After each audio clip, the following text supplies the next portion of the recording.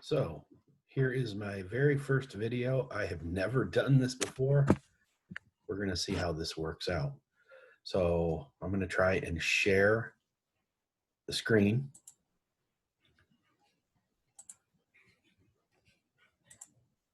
And so you should be seeing my courses now.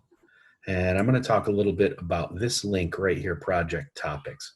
So if you click on it, it's going to take you to this handout. And I'm going to talk a little bit about, I'm going to download it. I'm going to talk a little bit about some of these topics, because at this point in the semester, a lot of people are struggling with what to do their paper on. So the first one, pre-writing, doesn't sound like a very exciting topic, but if you feel a lot of resistance to doing pre-writing, that might be an interesting topic for you to talk about. Revision as well. There's a lot of writers who feel that revision is a waste of their time. If you fall in that camp, this is the topic for you. I would say resistance to writing, you could talk about all three of these at the same time if you wanted to, because there's a lot of resistant writers out there and a lot of scholarship about those very issues. Writing anxiety is a different kind of topic. If you feel anxious about writing, if it fills you with feelings of fear and dread, then that might be the topic for you to research. Writer's block. A lot of people struggle with that. If you struggle with writer's block, then you may want to look into that as a possible topic. Procrastination. A lot of people deal with that, especially 18-year-old freshmen. If you're a procrastinator, that could become something that you decide to research. Remember, the thing about a topic is you need to have some kind of purpose. So if procrastination is something you struggle with, then maybe your purpose would be to try and figure out what is it, what has been done to try and address it, what can you do about it, are there various methods that you can try to alleviate the consequences of it, etc., etc. I'm going to skip around a little bit. This one's spelled wrong. Digital literacy. There's many different kinds of literacies. You could think about perhaps the literacy necessary for someone to be successful in your particular major. In fact, I'm going to jump around over here too. Writing in the disciplines, that doesn't sound like a very exciting topic, but writing in the disciplines means, what does it mean to write for someone in your particular field? And I've gotten some really interesting papers about that, where students go and interview upperclassmen in their field. They interview faculty members and ask them questions about what kind of writing do you do on a daily basis, and how did you learn how to do that writing, and how did you get better at it? That is something that every person in this class has some kind of personal stake in, the writing you would be doing in your field. Multimodal writing means doing more than simply writing in words, writing in text on a page. It means writing with images. It means writing with different kinds of modes of expression. If you're interested in that, that's something that you could look into. By the way, all of the topics listed on this sheet are ones I have gotten papers on and were extremely good.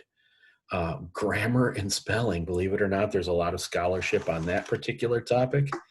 If you're interested, you could look into that. If you are an international student, there is a ton of scholarship on what's called multilingual or translingual writing, and L1 and L2 writing issues. L1 means your native language. Anything after your native language is your L2. So if you're a native English speaker and you learn French in high school, French is your L2. And students who are not writing in their native language, particularly international students, come with a very specific set of concerns and issues. And if that's something that you struggle with, if you're an international student, you don't even have to be. You can be a non-international student and still write a very interesting paper on that important topic. If you're big into social media, maybe that's something that you could write a research paper on, or perhaps texting.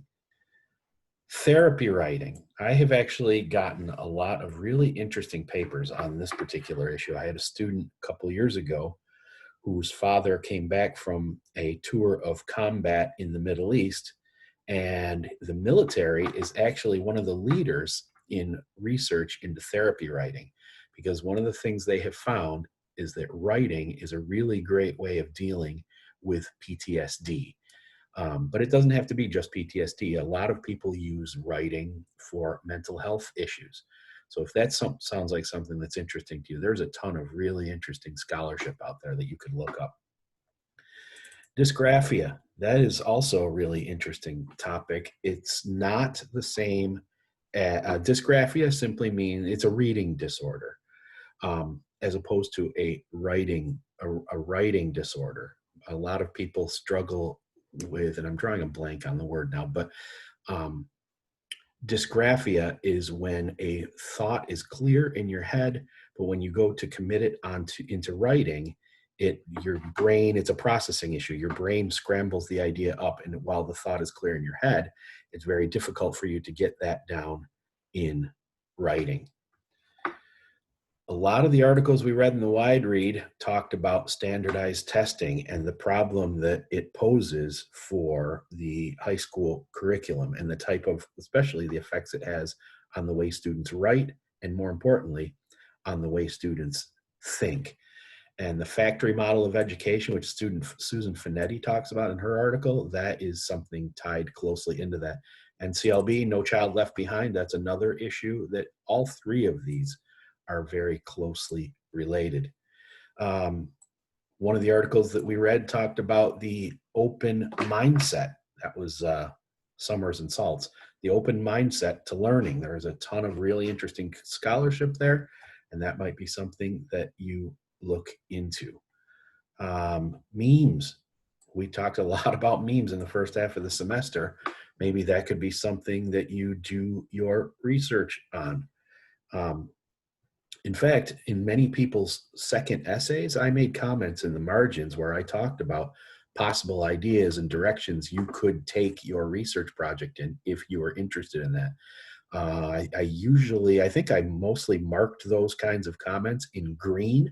You may want to go back to your second paper and look for some green comments and think about that as a way of getting a topic for your research paper. Political memes, that's another thing that got talked about in the articles. I realize those are not the wide read, but that's perfectly okay. We've talked a lot about rhetorical awareness this semester. It falls under the category of metacognition. So if you were doing research on that, you'd want to look up rhetorical awareness and metacognition. So these are just the tip of the iceberg. There are many, many possible other topics. And in fact, for this class, you will notice in my courses that I have said I've lifted the ban on topics only being on writing. For this class, because of the coronavirus problem, you can write your research paper on really anything that you are interested in. So if you have any questions about any of this, don't be afraid to email me. As you know, my email is awpgsl@rit.edu. And happy researching, and I hope you find a topic that really matters to you.